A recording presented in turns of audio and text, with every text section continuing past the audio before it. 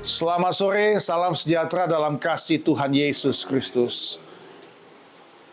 Tentu yang pertama saya mengucapkan selamat kita berkumpul di hari yang indah ini, tanggal 25 Desember tahun 2025. Saya ingin berkata kepada kita semua, selamat hari Natal bagi kita semua. Haleluya saudaraku. Mari saudaraku kita mau bersama-sama kita saling bersalaman, satu sama yang katakan selamat hari Natal. Haleluya, puji Tuhan. Haleluya ya. Senang sekali kalau saya melihat saudara-saudara semua ya. Saya tentu ingin berkata thank you Jesus ya.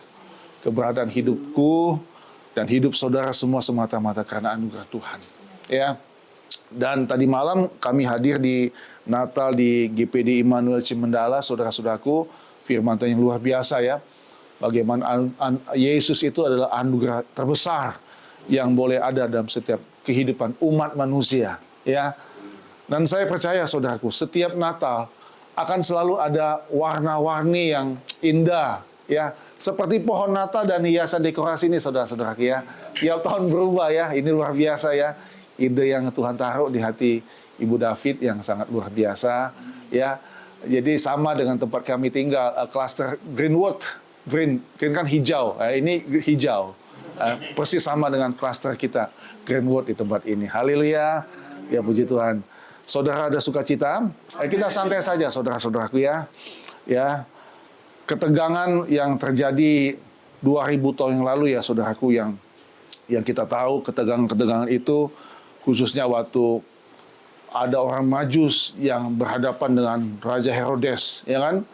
Ada satu skin di sana istilahnya, ada satu peristiwa di mana Herodes bilang, tolong selidiki, tolong cari tahu, ya kan? Aku akan datang dan aku menyembah. Kita tahu bersama itulah, ya penipuan yang terjadi di malam Natal, ya kan? Tapi cara Tuhan itu sungguh ajaib ya. Dia mau berkedok agama, dia mau menipu orang Majus. Tapi melalui orang Majus pun Herodes ditipu. Ya, ada penipuan di malam Natal, rupanya luar biasa, saudara. Nah, saudaraku, hari ini setelah melalui perenungan yang saya doakan, ya ini yang Tuhan taruh di hati saya untuk pesan Natal tahun ini. Ya, temanya judul khotbahnya Palungan Hina. Ya. Palungan hina. Dan mari kita semua membuka Alkitab atau iPad kita, iPhone kita. Kita mau melihat Lukas pasal 2 ayat 1 sampai dengan ayat 7. Lukas 2 ayat 1 sampai 7. Saya undang kita semua untuk bangkit berdiri. Kita akan membaca bergantian firman Tuhan ini. Lukas 2 ayat 1 sampai 7. Ada haleluya saudaraku? Ada sukacita. Ini Natal ya saudaraku. Jadi kita harus tetap semangat ya. Ya, tetap semangat. Lukas 2 ayat 1 sampai 7 saya lebih dahulu baca. Kelahiran Yesus. Pada waktu itu Kaisar Agustus mengeluarkan suatu perintah menyuruh mendaftarkan semua orang di seluruh dunia. Inilah pendaftaran yang pertama kali diadakan sewaktu Kirenius menjadi wali negeri di Syria. Maka pergilah semua orang mendaftarkan diri masing-masing di kotanya sendiri. Demikian juga Yesus pergi dari kota Nazaret di Galilea ke Yudea, ke kota Daud yang bernama Bethlehem, karena ia berasal dari keluarga dan keturunan Daud, supaya didaftarkan bersama-sama dengan Maria tunangannya yang sedang mengandung. ketika mereka di situ tiba-tiba bagi Maria untuk bersalin. Ayat 7 kita baca bersama-sama. Dan ia melahirkan seorang anak laki-laki, anaknya yang sulung, lalu dibungkusnya dengan lampin dan dibaringkannya di dalam palungan, karena tidak ada tempat bagi mereka di rumah penginapan. Silakan duduk saudaraku. Saya baca juga ayat yang ke-11 dari pasal yang sama. Saudara perhatikan ayat 11 dan 12. Hari ini telah lahir bagimu juru selamat, yaitu Kristus Tuhan di kota Daud. Dan inilah tandanya bagimu. Kamu akan menjumpai seorang bayi dibungkus dengan lampin dan terbaring di dalam palungan. Katakan amin, saudaraku. Amin. Natal itu unik ya, saudaraku ya. Natal adalah Allah menjelma menjadi manusia. Ya, inkarnasi yang sulit diterima dengan akal pikiran manusia. Secerdas apapun kita, sehebat apapun kita, bergelar apapun kita, kita tidak bisa mengerti. Kita bisa mengerti dan memahami ini hanya dengan iman. Amin. Bahkan ya, kita pun dibuat terbelalak atau terkejut.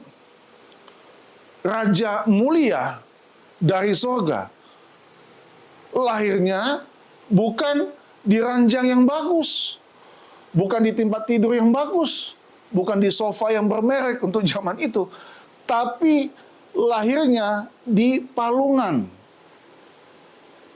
Palungan, saudara tahu itu apa palungan? Palungan itu ya saudara-saudaraku, tempat makan hewan. Tempat makan hewan loh. Tapi palungan itu dijadikan tempat raja mulia itu lahir di sana. Ini sulit untuk diterima oleh kepintaran kita. Ini sulit untuk diterima oleh akal kita. Ya, tapi itulah saudara-saudaraku. Ya, saya tadi katakan untuk memahami Natal, untuk mengerti Natal, kita hanya bisa menerimanya dengan iman kita. Amin. Sehingga kita tidak usah heran kalau ada orang yang tidak percaya kepada Natal, ya, menghujat Natal dan segala macam dengan propagandanya. Kita tidak ada di ranah itu dan kita tidak boleh ada di area seperti begitu, ya. Karena bagi anak-anak Tuhan, ya, fokus adalah bagaimana hidup kita untuk menyenangkan hati Tuhan. Nah, saudara-saudaraku, tadi saya bilang palungan itu ada tempat makan hewan. Jelas sangat kotor loh, kotor pastinya. Kita tahu bersama karena ada sensus pada waktu itu sehingga orang mendaftar ke kotanya masing-masing, termasuk dua pasangan yang statusnya, ingat saudaraku, masih bertunangan.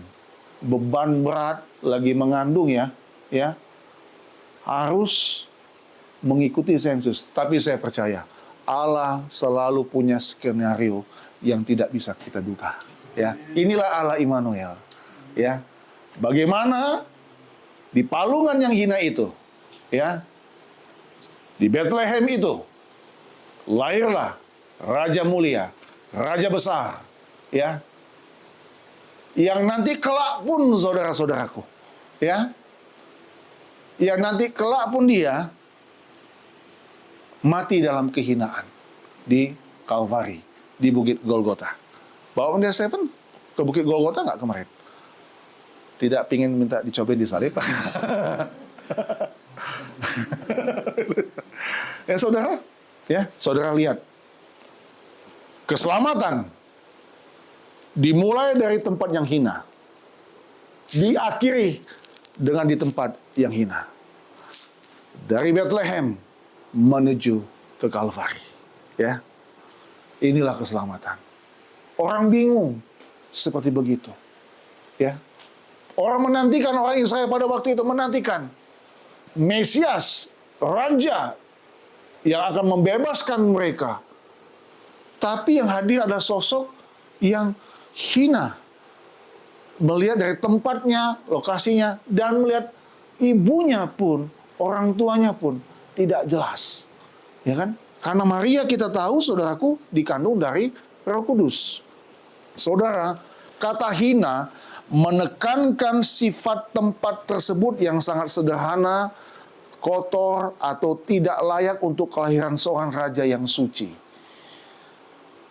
Tapi kita akan melihat, saudaraku, ini menyoroti kehidupan yang akan kita renungkan pada hari ini untuk menyambut Natal ini. Yaitu bagaimana melalui kelahirannya di palungan yang hina, Yesus mengajar saya dan saudara untuk memiliki kerendahan hati dan kesederhanaan dalam hidup ini. Haleluya, saudara-saudaraku, ya. Sungguh sangat mengejutkan, saudaraku. Sungguh sangat mengejutkan. Tempat lahir Sang Juru Selamat dunia sangat jauh dari kata layak dan pantas, ya. Jadi saudara harus bersyukur pada hari ini, ya. Pada hari ini kita masih diberikan Tuhan tempat yang layak untuk kita tinggali. Maukah masih ngontrak kah? Atau punya rumah sendiri kah? Tidak masalah. Di tempat itu kita tahu, selama tempat kita tinggal, ada Tuhan yang bersama saya dan saudara. Ada Tuhan di sana. Maka kita akan melihat kemuliaan Tuhan datang dalam kehidupan kita. Haleluya, saudaraku. Nah, saudaraku, palungan kalau dalam bahasa Yunani itu Simeon, itu artinya tanda profetis atau tanda ke depan bahwa kerajaan Allah itu akan dimulai dari dasar. Kerajaan Allah itu dimulai dari bawah, bukan dari puncak kemuliaan manusia. Jadi 3 hal yang saya ingin bagikan secara cepat pada hari ini, saudara-saudaraku. Kalau Natal itu sebetulnya ya, khotbahnya itu memang tidak usah panjang, ya, tidak usah panjang, karena biasanya ada acara-acara lain. Tapi kan kita ini kan acaranya tidak ada yang acara-acara lain, nggak ada nyanyi-nyanyi ini, kita cuma kesaksian ya. Jadi kalau saya khotbah agak lama, nggak apa-apa ya, ya saudara-saudaraku ya, khotbah nggak apa-apa, nggak apa-apa Pak Seven ya, ya kan? Kami inilah pelayanan di tempat ini. Ini kecil ukuran manusia, tapi di tempat kecil ini, di tempat yang tidak banyak ini, kami mau bermanfaat bagi banyak orang lain, ya kan? Sehingga dari tempat inilah, dasar inilah, kita akan memulai membangun kerajaan Allah. Bukan untuk kemuliaan manusia, tapi untuk kemuliaan Tuhan. Nah, itulah sebabnya saudara-saudara, saya selalu ngomong suka sama Ibu Gembala. Natal itu harus dalam bentuk kesederhanaan. Kalau memang kita bisa lebih, dan itu bagian kita, memungkinkan, tidak apa-apa. Tapi kita tidak usah memaksakan diri kita, saudara-saudaraku. Nggak usah. Wong Yesus aja lahir di palungan, saudara-saudaraku. Ya harus mengerti, saudaraku. Kesederhanaan itu sudah mulai diajarkan dalam setiap kehidupan kita. Bukan berarti, kalau kita kaya, kita salah. Tidak.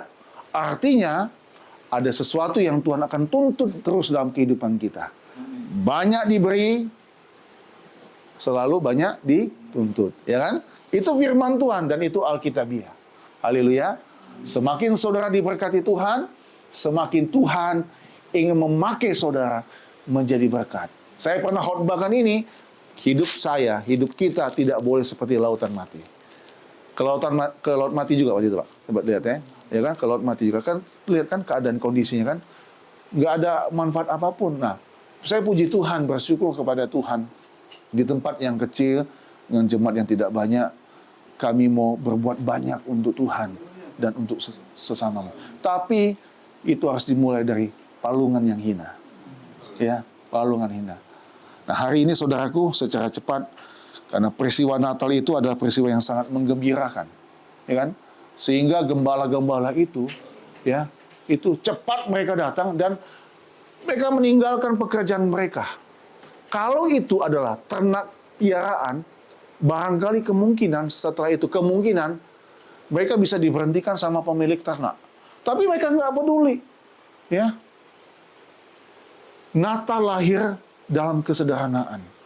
Saya pernah katakan, mengapa imam-imam kepala ahli Taurat yang ada di Yerusalem sebagai pusat keagamaan justru tidak heboh dengan berita Natal? Yang heboh adalah gembala-gembala. Justru di istana Herodes ada kegelisahan, ya kan? Ada kegelisahan, ada ancaman di sana. Saya khotbahkan waktu hari Minggu kemarin, ya kan? Bahwa hati-hati saudara-saudaraku, lukisan hati manusia itu tergambar dengan sangat jelas dalam peristiwa Natal. Ada 3 tipe manusia yang saya bagikan, ya, orang Majus, Herodes, dan pemimpin atau pemuka agama. Kita ada di mana? Ada di tipe mana? Doa saya, kita seperti orang-orang Majus yang punya semangat, ya, pantang menyerah, spirit yang bagus, spirit yang tinggi, untuk menyembah Yesus sang Raja itu. Ya. Jadi sekali lagi saya mohon dimaafkan kami kalau tempat ini kecil, tidak bisa menampung banyak orang, ya kan? Tidak bisa menampung banyak orang. Tapi saya percaya Bethlehem pun tempatnya kecil. Tapi Bethlehem tempat yang kecil menampung Raja yang besar. Ya, saya percaya kalau hati saudara dibuka selalu untuk Tuhan yang besar, maka kita akan lihat hal yang luar biasa akan Tuhan lakukan dalam hidupmu di tahun 2026. Amin. Selama hidupmu selalu membuka hati untuk Tuhan. Sadar bahwa kita ini adalah tempat di mana Tuhan ingin ada dalam hidup kita. Kita tidak mengerti mengapa skenario ini terjadi. Kok tidak lahir di tempat yang mewah ya? Padahal itu raja mulia. Raja yang membawa keselamatan. Tapi itulah cara Tuhan supaya saya dan saudara menjadi orang-orang yang selalu hidupnya dalam kerendahan hati dan kesederhanaan. Nah, saudaraku, yang pertama, melalui palungan yang hina, melalui palungan yang kotor ini, Natal yang pertama, mengajarkan dan mengingatkan dengan tegas bahwa kerajaan Allah itu dimulai dari dasar. Dimulai dari kesederhanaan dan kerendahan hati. Bukan dari puncak kemuliaan manusia. Saudara ingat dalam Kejadian pasal 11, ada orang yang berkumpul ingin membuat apa? Menara apa? Babel. Untuk mencari nama, mencari kemuliaan manusia. Allah tidak suka seperti begitu. Natal mengajarkan saya dan saudara, mengingatkan Allah sangat membenci kesombongan. Allah sangat membenci keangkuhan. Haleluya. Tidak boleh ada sedikit pun di hatimu kesombongan. Kalau hari ini engkau diberkati Tuhan, hari ini engkau dipakai Tuhan, hari ini engkau dalam keadaan sehat, engkau tetap harus mengucap syukur kepada Tuhan. Besok pun keadaanmu bisa berubah, engkau tetap mengucap syukur.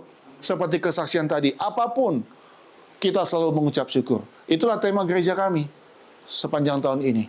1 Tesalonika pasal 5 ayat 16, 17 sampai 18. Mengucap syukurlah dalam segala hal. 2 hari yang lalu kami hadir di Bogor, temanya bersukacitalah senantiasa. Dan satu lagi, berdoalah selalu, tetap berdoa. Nah, saudaraku, saya mengingatkan untuk yang poin pertama. Natal mengajar dan mengingatkan dengan tegas bahwa Allah sangat membenci kesombongan. Allah sangat benci keangkuhan. Jangan merasa hebat, saudara-saudaraku. Apa yang kita miliki dalam hidup ini, apa yang kita punya dalam hidup ini, semata-mata cuma anugerah Tuhan. Amin. Amin. Saya bersyukur kepada Tuhan, ya, bahwa di tengah-tengah kehidupan yang sangat jahat ini, saudara-saudaraku ya, kehidupan kami, kehidupan yang tetap selalu ingin menjadi berkat bagi banyak orang lain. Dan saya selalu berdoa kepada Tuhan, biarlah apa yang kami lakukan Tuhan, biarlah bersama jemaat Tuhan yang mensupport selalu pekerjaan pelayanan di tempat ini, kami tetap merendahkan hati kami di hadapan Tuhan. Ya, waktu kami bisa melihat orang bahagia dengan apa yang kami lakukan, semua semata-mata karena Tuhan bertaruh. Itulah Natal, saudara-saudaraku. Natal datang ke dunia bukan manusia yang minta, saudaraku. Manusia itu udah hancur. Kalau saudara lihat Alkitab, dari perjanjian lama sampai perjanjian baru, ada bagian yang kosong. 400 tahun ya, Allah tidak berfirman. Ya kan? Masa gelap. Ya, masa kegelapan itu. Dan tiba-tiba di padang Efrata muncul malaikat. Memberitakan, hari ini telah lahir bagimu juru selamat. Yaitu siapa? Kristus Tuhan di kota Daud. Natal datang kepada gembala yang merepresentasikan sebagai orang yang hina, orang terbelakang yang tidak punya apa-apa. Dan saya berpikir juga memang begitu caranya. Yesus lahir di palungan yang hina, di tempat makan hewan, supaya gembala-gembala ini dalam tanda petik tidak minder, tidak kecil hati. Ya. Keselamatan bukan untuk orang yang hebat, saudaraku. Keselamatan juga bagi penjahat. penjahat besar sekalipun, selama pintu anugerah Tuhan masih terbuka. Itulah sebabnya saya mau katakan, saudara, jangan pernah bosan untuk selalu berdoa buat orang-orang yang engkau kasih. Ya, ingat saudara-saudara, ada satu kesalahan dalam kita merayakan Natal suka. Yang pertama, Natal bukan berarti setelah kita merayakan Natal ini kita otomatis jadi selamat. Tidak, saudaraku. Paulus katakan, kerjakan keselamatanmu dengan takut dan gentar. Natal itu awal, dimulai dari Bethlehem. Jangan henti sampai di Bethlehem. Tadi saya bilang, berakhir di mana? Di Bukit Golgota. Puncaknya waktu Yesus bangkit. Itulah sebabnya Rasul Paulus bilang, tanpa kebangkitan, sia-sialah keselamatan. Tapi memang dimulai dari Bethlehem. Jadi keselamatan tidak boleh berhenti di Bethlehem. Itu yang pertama. Yang kedua, ada tanggung jawab bagi saya dan saudara. Karena keselamatan itu kesukaan besar bagi seluruh bangsa. Bukan hanya orang-orang tertentu. Kita tadi baca kan, hari ini telah lahir bagimu juru selamat, yaitu Kristus Tuhan di kota Daud. Ayat 11 maksud saya. Sebab sesungguhnya aku memberitakan kepadamu kesukaan besar untuk siapa? Seluruh bangsa. Ini loh saudara-saudaraku. Ini keselamatan. Ini hati Allah. Hati Allah Bapa. Dia tahu ini. Kalau dia tidak utus putranya tunggal, maka kebinasaan akan kita alami. Tapi saya ingatkan, keselamatan itu tidak boleh berhenti cuma di Bethlehem. Maka itu saya bilang, saudara nggak boleh berhenti cari Tuhan. Saya ingat pesan Bapak Edward tadi. Ya, apa Tayong? Tidak boleh berhenti cari Tuhan. Jangan berhenti, saudara. Setelah Natal ini berakhir, jangan berhenti juga kegiatan rohani, saudara. Ayo berdoa. Ayo mencari Tuhan. Ayo beribadah. Ayo baca Alkitab. Ayo cari Tuhan. Iya. Ya. Ayo tambah terus kerajinanmu di dalam Tuhan. Haleluya, saudara-saudaraku. Saya pernah sampaikan selalu, kedatangan Tuhan kali yang kedua itu seperti pencuri. Ya. Tapi Tuhan sudah kasih tahu tanda-tandanya. Dan Alkitab sudah bilang, saya dan saudara berjaga-jaga sambil berdoa. Berdoa sambil berjaga-jaga. Jadi nanti tolong, setelah Natal ini selesai, jangan selesai juga dong urusanmu sama Tuhan. Ya, berurusan dengan Tuhan bukan cuma di gereja, di ruang publik, di rumah saudara, suami dan istri, ya kan, dengan anak. Iya, di sekolah, di tempat pelayanan, di tetangga. Urusan kita dengan Tuhan itu bukan cuma di gereja. Bagaimana sikap kita di jalan, bagaimana kita memperlakukan orang, ya kan, dengan baik. Saya selalu pesan kepada Ibu Gembala, jangan kita punya niat jahat kepada orang, ya. Jangan punya niat jahat kepada siapapun juga. Tapi kalau kita dijahati, jangan balas. Mulai kita belajar melakukan firman Tuhan. Haleluya, saudaraku. Jadi yang pertama, melalui palungan yang hina, palungan yang kotor, Natal mengajarkan dan mengingatkan kita bahwa kerajaan Allah itu dimulai dari dasar, ya, dimulai dari bawah. Ya, Allah sangat benci kesombongan dan keangkuhan. Yang kedua, saudara-saudaraku, Natal mengajar dan mengingatkan kita bahwa tidak ada tempat yang aman dan nyaman dalam dunia ini. Ya, saudara-saudaraku, tolong dibaca pada David 1 Petrus 1 ayat 13 sampai 17. Ya, Natal mengajar dan mengingatkan kita bahwa tidak ada tempat yang aman dan nyaman dalam dunia ini. Tolong dibaca 1 Petrus 1 ayat 13 sampai 17. 1 Petrus 1 ayat 13 sampai 17. ayat 13 sampai 17. Kekudusan dan kasih persaudaraan. Sebab itu siapkanlah akal budimu, waspadalah dan letakkanlah pengharapanmu seluruhnya atas kasih karunia yang dianugerahkan kepadamu. Amin. Pada waktu penyataan Yesus Kristus, hiduplah sebagai anak-anak yang taat dan jangan turuti hawa nafsu yang menguasai kamu pada waktu kebodohanmu. Iya. Tetapi hendaklah kamu menjadi kudus di dalam seluruh hidupmu, sama seperti Dia yang kudus, yang telah memanggil kamu. Sebab ada tertulis, kuduslah kamu, sebab aku kudus. Dan jika kamu menyebutnya Bapa, Nah, perhatikan ini. Dan jika kamu, menyebutnya Bapa, ya, yaitu Dia yang tanpa memandang muka, tanpa memandang muka, menghakimi semua orang Ya. menurut perbuatannya, ya. maka hendaklah kamu hidup dalam ketakutan selama kamu Ulangi kalimat ini, Pak David. Maka hendaklah kamu hidup dalam dalam ketakutan selama, kamu menumpang di dunia ini. katakan amin. Saudara, kata takut di situ bukan takut yang negatif karena berbuat satu kesalahan. Tapi takut ini lebih kepada mengajak saya dan saudara untuk hidup hormat kepada Tuhan. Kita ini sadar, kita ini cuma musafir. Amin. Saya pernah sampaikan di tempat ini, saudara-saudaraku, sebenarnya tidak ada tempat yang aman dan nyaman dalam dunia ini. Nah, izinkan saya hari ini sampaikan lagi pesan Tuhan melalui Natal. Natal mengingatkan dan mengajar saya dan saudara, tidak ada tempat yang aman dan nyaman dalam dunia. Kalau begitu, bagaimana caranya? Yang tadi kita baca. Siapkan akal budimu, jangan turuti hawa nafsumu, hidup dalam takut akan Tuhan senantiasa. Amin. Sadar loh. Buktinya apa? Kita menumpang di dunia.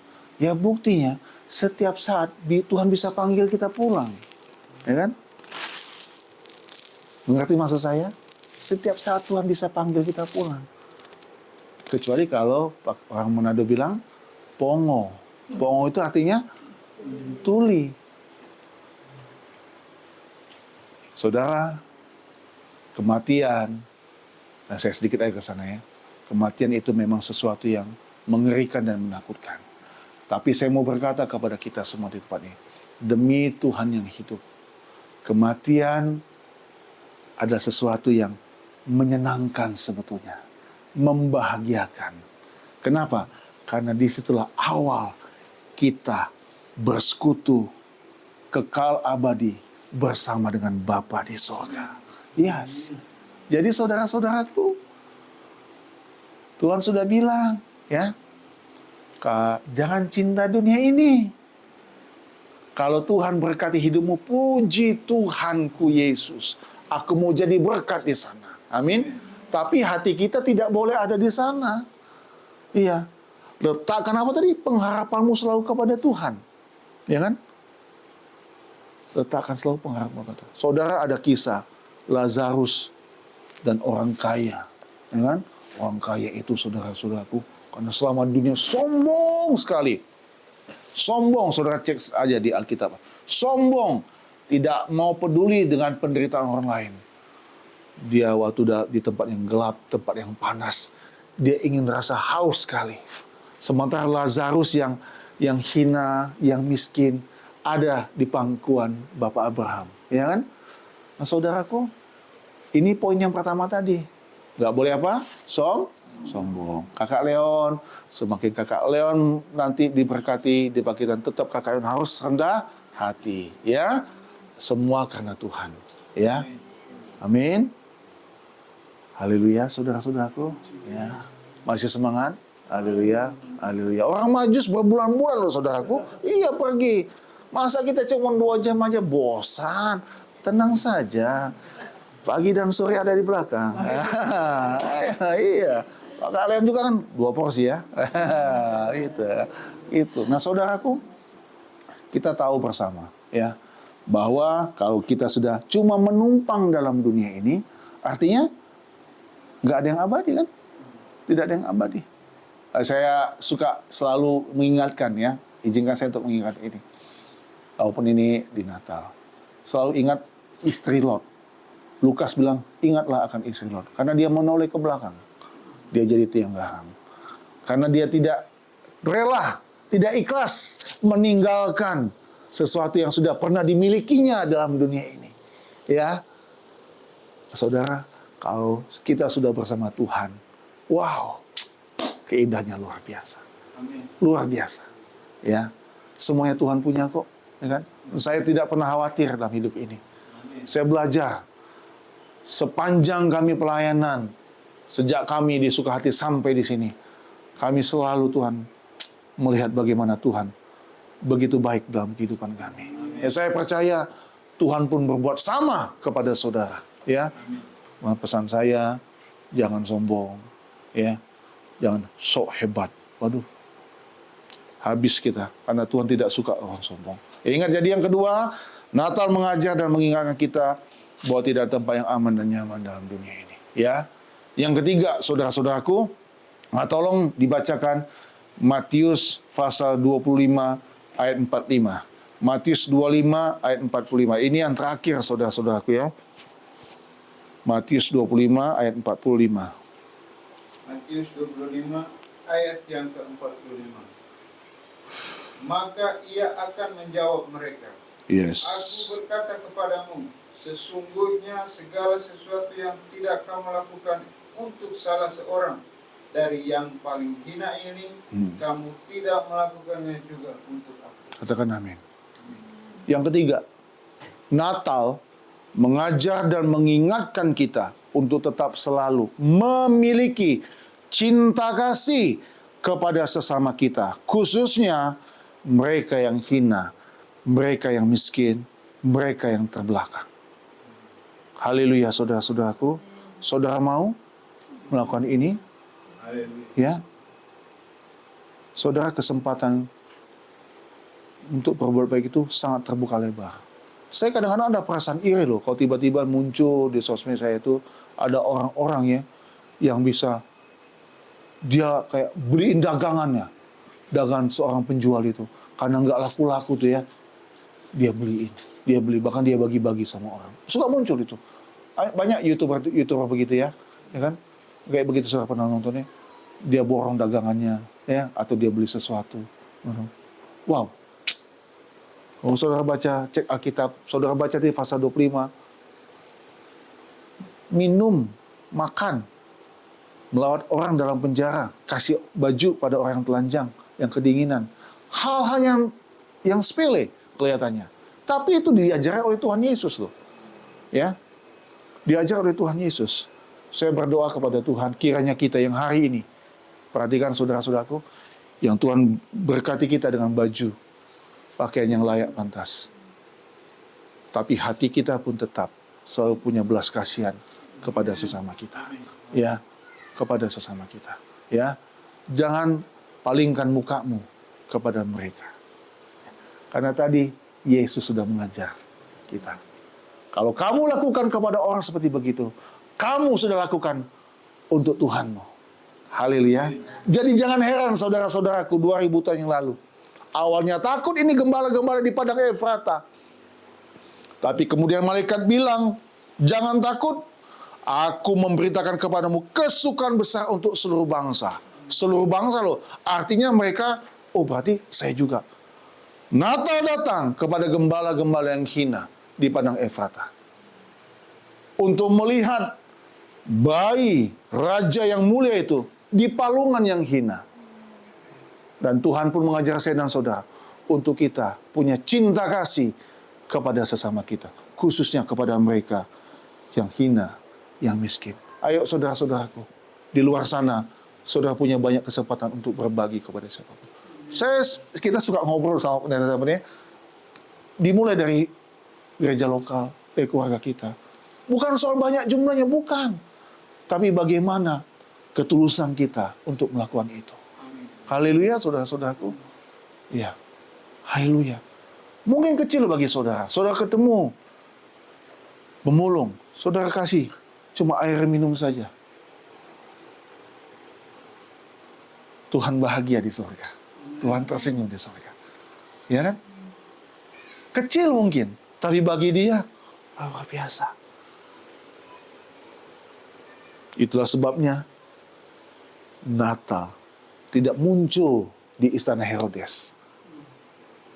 Natal munculnya di padang Efrata. Kenapa? Ahli Taurat, orang agama, pemuka agama, sudah dalam kenyamanan, saudara-saudaraku. Udah lupa diri. Saya itu belajar di sini, saudaraku. Saya belajar benar, saya belajar serius ini ya. Tuhan, semakin hari Engkau berkati kami, tetap Tuhan berikan hatiku untuk tetap tunduk di hadapan-Mu, Tuhan. Berat, so. Karena perhatikan, itu hati banyak hamba Tuhan jatuh dengan hal seperti begitu. Iya, dan kenyamanan hidup. Hati-hati, hati-hati gitu. Kita ya hati-hati Pak Stefan ya. Kita hati-hati semua ya. Hati ya, nanti kelak ya. Kalau jadi mau keluar negeri umpamanya ya, jangan lupa ingat ya, ingat palungan hina. Tolong ingat khotbah ini. Ya, ingat ya kalau hati-hati kalau besok-besok keluar negeri, ingat nih palungan hina. Makanya tadi katanya bilang ke Bethlehem ya. Ya kan? Waktu ke Israel, ya kan? Lihat lokasi Tuhan Yesus lahir. Lihat. Masih ada nggak palungan itu? Enggak, sudah ada ya. Pasti kan ada satu catatan kecil di hati kita. Tuhan, dari tempat itu Engkau lahir, memberitakan firman Tuhan hidupmu. Tapi kemudian Engkau berakhir di Bukit Golgota. Jadi saudaraku, sebelum saya akhir khotbah saya, sebelum kita menyalakan lilin Natal ini, ya, ingat ya, Natal tidak boleh berakhir di Bethlehem. Natal tidak boleh berakhir di sini. Hidupmu harus tetap terus berjalan. Dalam kerendahan hati, ya, sadar hidup ini cuman menumpang. Ya, sadar nggak ada yang kita akan bawa nanti. Dan kita diingatkan, yuk, cinta kasihmu kepada sesamamu. Ya kan? Cinta kasih kepada sesamamu. Ya. Natal adalah kesukaan besar. Ayo, nikmati dan alami Natal yang sejati. Datanglah dan temuilah Tuhan yang rela mengosongkan dirinya dan menjadi sama seperti saya dan saudara. Jangan sampai Natal tahun ini tidak membawa perubahan dalam kehidupan kita. Iya, saudara, gembala-gembala itu yang ada di Padang Efrata. Ya, sekali lagi saya mau katakan, ada orang-orang yang hina karena pada waktu itu strata ekonomi menentukan di kalangan orang Yahudi. Dan posisi gembala itu ada yang paling bawah. Tapi itulah Natal lahir datang kepada mereka. Ya, dulu kita mungkin beranjak dari orang susah, dari orang miskin, dari orang tidak mampu. Ya kan? Saya pernah baca begini, ada tulisannya, saya bukan pewaris tapi perintis. Ya kan? Kita suka baca. Iya, saya pernah suka baca tulisan begitu ya. Tulisan datangnya dari Bogor tuh. Ya kan? Saya baca tuh. Oh iya betul juga. Diingatkan terus. Saya suka ngobrol sama istri. Kami suka ngobrol, bincang-bincang. Perlu ada me time nama istri. Ya kan? Ngobrol. Iya, 5 tahun lalu, 10 tahun lalu, 15 tahun lalu kita kayak begini. Benar, saudara. Terlalu panjang kalau saya mau saksikan Tuhan. Ya kan? Saya cuma bisa berkata, terima kasih Tuhan. Tahun ini, saya masih boleh ada bersama kita semua. Ya, untuk boleh merayakan Natal. Kiranya sukacita dan damai Natal menjadi bagian saya dan saudara. Ya, selamat hari Natal bagi kita semua. Dan selamat untuk kita menyongsong tahun yang baru, tahun 2026. Ingatlah, ya. Ingatlah palungan yang hina itu.